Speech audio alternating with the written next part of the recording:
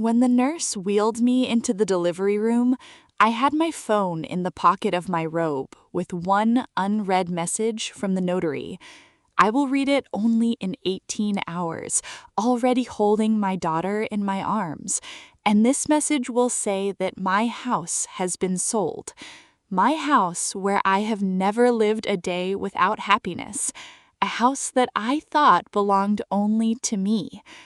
My mother-in-law was sure that she would manage to do everything while I was giving birth. She didn't take into account one thing. The signature under this house was not in my name. My name is Marina. I'm 32 years old, and this is the story of how the coldest woman in my life tried to take everything from me, and what happened when the truth finally came out. I met Jacob 7 years ago at a marketing conference.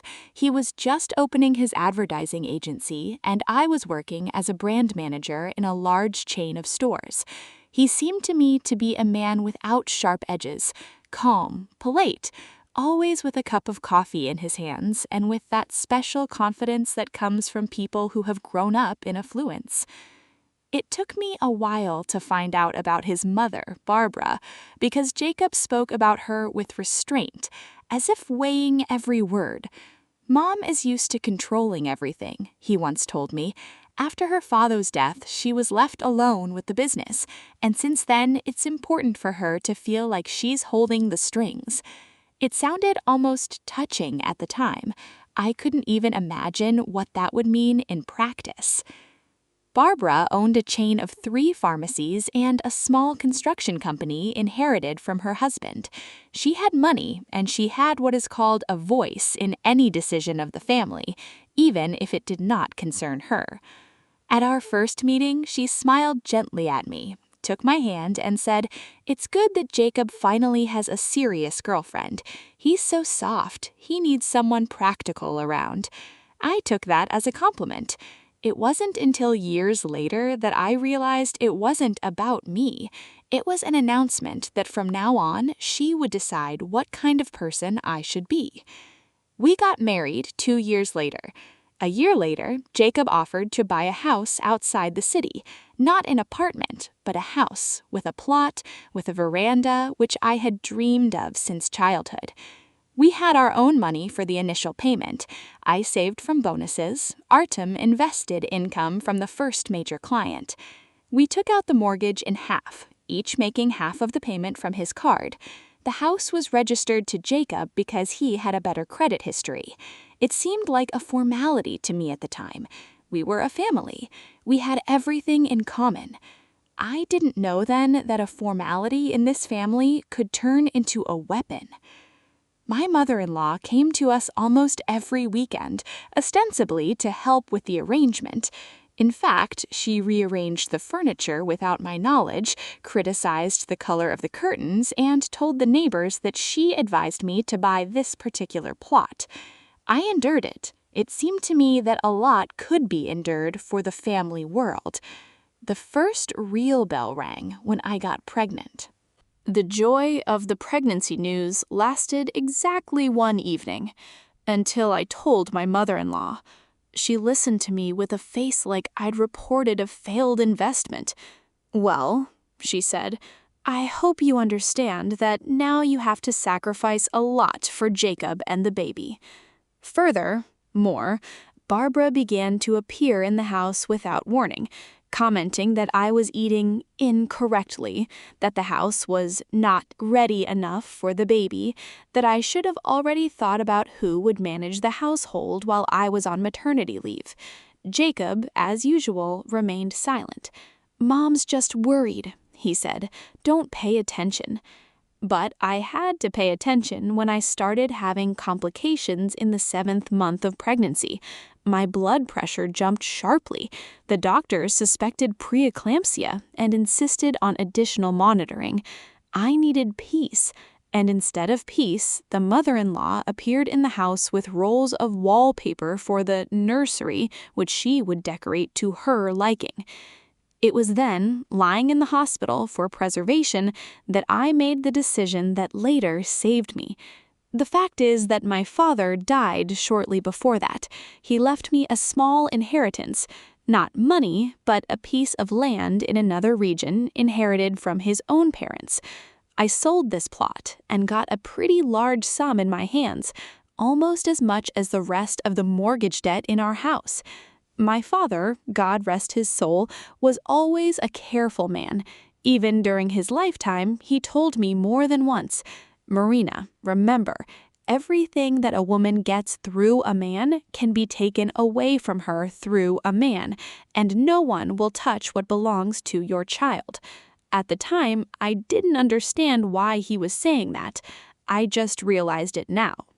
I decided to close the rest of the mortgage with this money, but to arrange repayment in such a way that the share in the house corresponding to this amount would not pass to me or Jacob, but to the property of our future daughter, with the appointment of me as a guardian until she comes of age. I consulted with a lawyer I knew from university who specialized in family law. She helped to arrange the document through a notary. The part of the house corresponding to my contribution was registered as the child's property. I didn't tell Jacob about it, much less my mother-in-law. Not because I didn't trust my husband.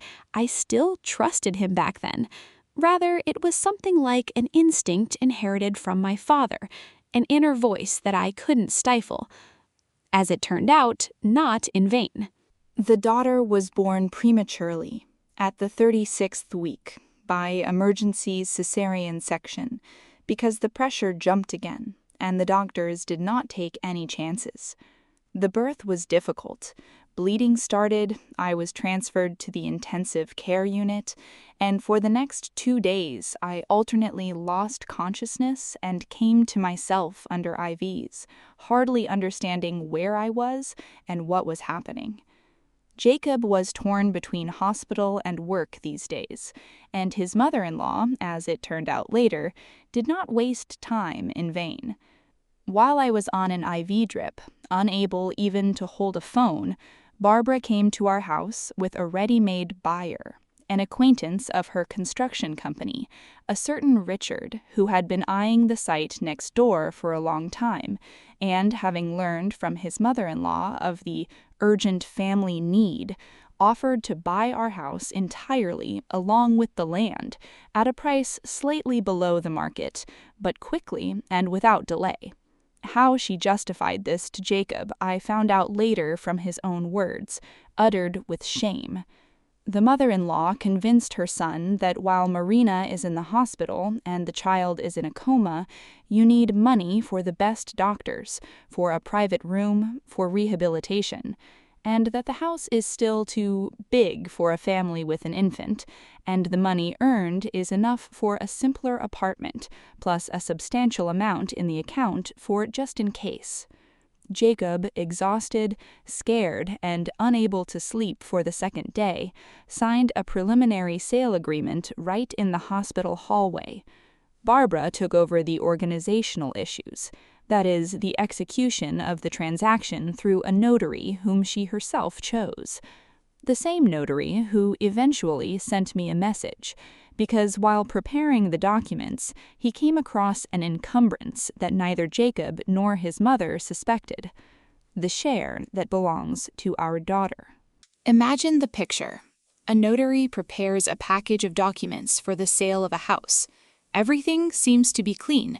The house is registered to Jacob, the buyer is ready, the money has been transferred to an escrow account, the mother-in-law is in a hurry to close the deal while the daughter-in-law is in the hospital and cannot intervene.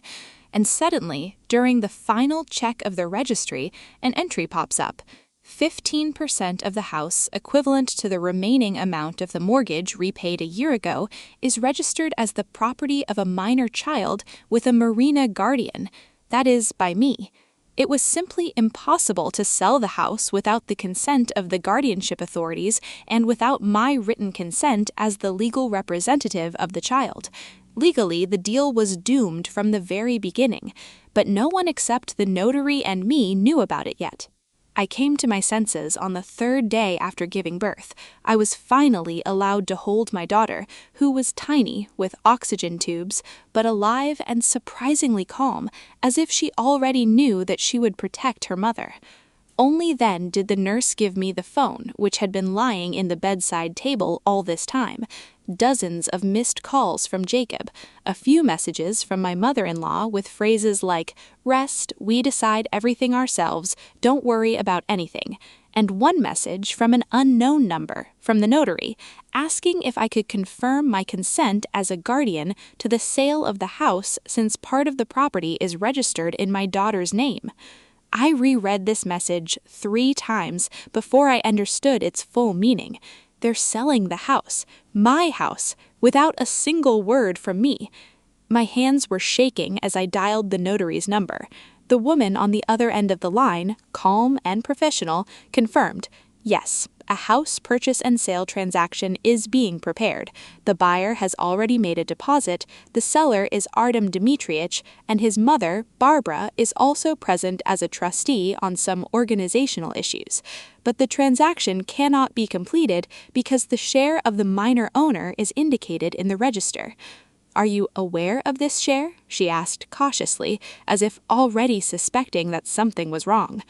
"I'm the only one who knows," I replied. Jacob arrived at the hospital in the evening of the same day, suspecting nothing. He brought flowers, sat down next to the bed, took my hand. And at that moment, I realized that for the first time in our marriage, I was looking at him not with love, but with some kind of detached, almost clinical interest. It's like watching a stranger. "How could you sell the house while I was lying here?" He turned pale. He started saying something about doctors, about money, that Mom said it would be better this way, that he wanted it to be better, that it was temporary, we would have bought something no worse.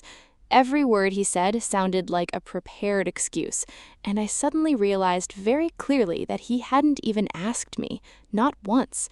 A woman who had just miraculously survived childbirth with complications did not even deserve a phone call before the fate of her home was decided. "Do you know that the deal can't go through?" I asked. He didn't know. I explained to him about my daughter's share, about the notary, about my father's inheritance. I watched as confusion and disbelief changed on his face, and then something like relief, as if he was glad that the decision was now out of his hands. That angered me the most. It's not that he succumbed to his mother, and the fact that even now, having learned the truth, he first of all felt relieved that the responsibility for the failure of the deal would not fall on him. Half an hour later, Barbara flew into the room. Without knocking, of course. "What have you done?" were her first words, even before hello and "how do you feel after giving birth?" "The buyer is furious. The deal is off. Do you even realize how many reputational problems you've created for my friend?" "Barbara," I said, trying to speak as evenly as possible, "you were trying to sell a house, 15% of which legally belongs to your granddaughter, without the consent of the guardianship authorities, without my knowledge, while I was unconscious after the operation, and you came to complain to me." She tried to change the conversation by saying that the money was needed urgently, that doctors in a private clinic charge a lot, that someone in this family has to make decisions while the rest are in hospitals. Every word was carefully crafted to make me look like an ungrateful and myself look like the savior of the family. But for the first time in the years of our acquaintance, I did not feel the usual desire to smooth out the corners, apologize, and find a compromise.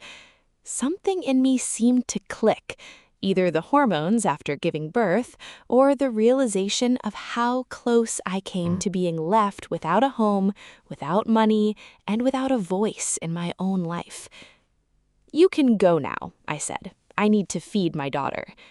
She left, slamming the door so that the nurse from the next room looked out into the corridor. In the following weeks, while I was recovering from surgery and getting used to motherhood, a much less pleasant story unfolded in parallel. The buyer, the same Richard, demanded to return the deposit and threatened to sue for disrupting the deal.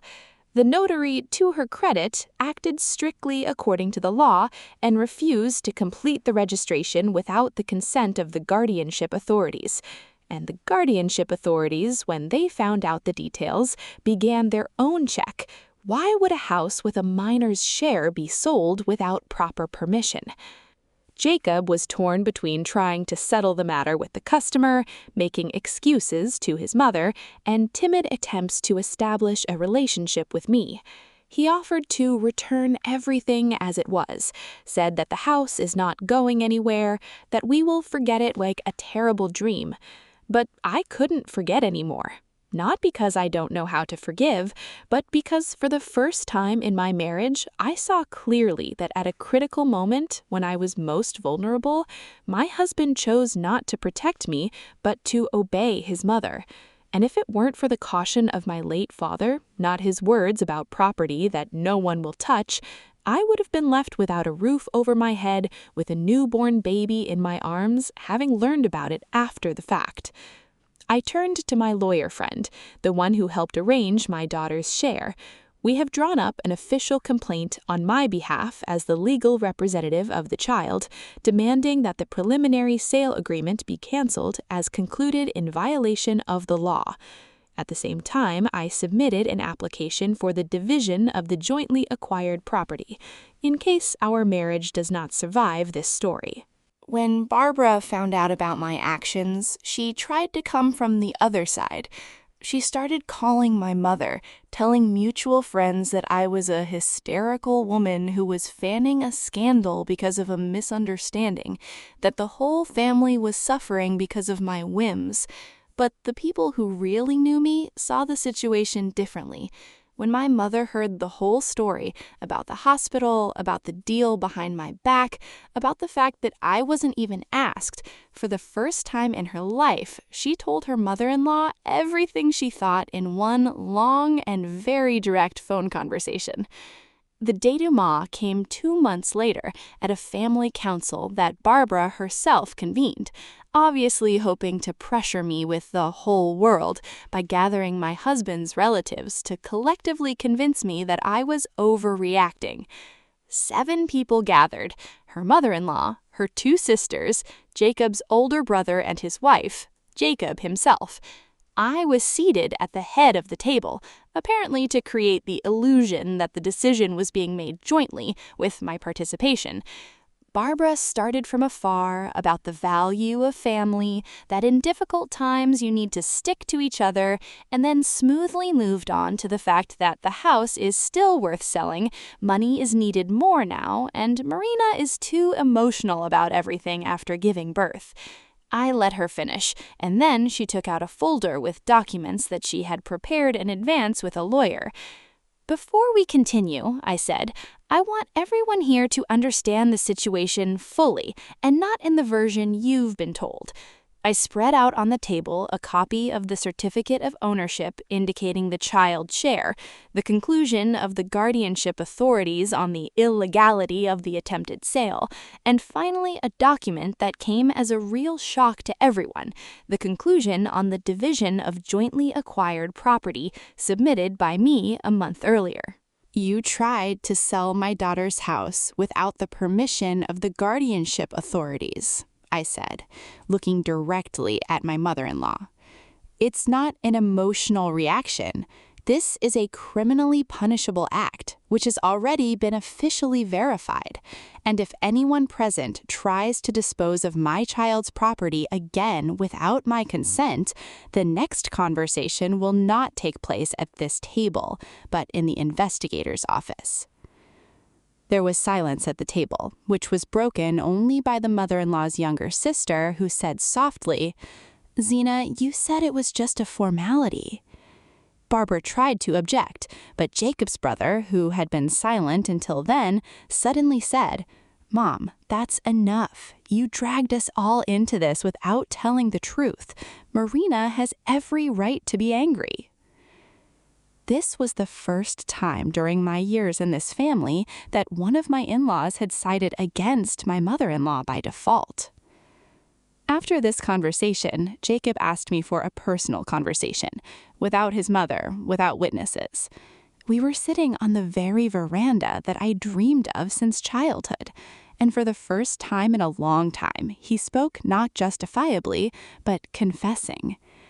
"I've been afraid to contradict her all my life," he said. "She raised me alone. I'm used to having her last word. I didn't think about the consequences when I signed the papers. I did what I was told, just like when I was a kid." I listened to him and understood that there was truth in those words, but the truth didn't change what happened. It didn't change the fact that at the most vulnerable moment of my life, he didn't choose me. "I need you to understand one thing," I said. "Not only about this house, about everything. As long as you put your mother's opinion above my safety and my rights, you and I won't have a real family. There will be 3 people where 2 always decide for the third." We didn't get divorced, at least not right away, and not that night. But a lot has changed since that conversation.